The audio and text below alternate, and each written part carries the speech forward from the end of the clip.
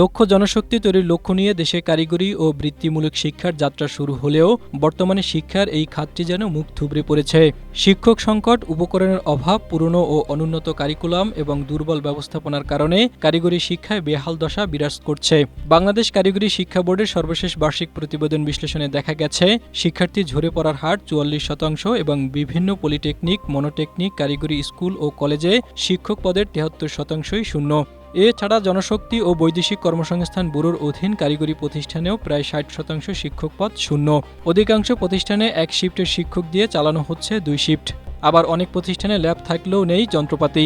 বেসরকারি প্রতিষ্ঠানগুলোর অবস্থা আরও নাজুক। ৩৮৭ বেসরকারি পলিটেকনিকের মধ্যে মাত্র ২০ থেকে ২৫টি ছাড়া অন্যগুলো নাম সর্বস্ব প্রতিষ্ঠানে পরিণত হয়েছে।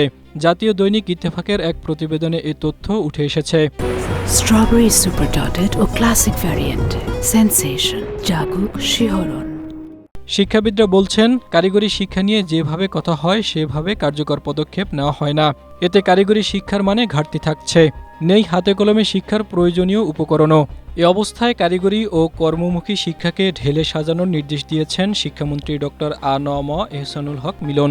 বলেন, দেশের ১৮ কোটি মানুষের ভাগ্য বদলাতে কারিগরি শিক্ষাই হবে প্রধান চাবিকাঠি।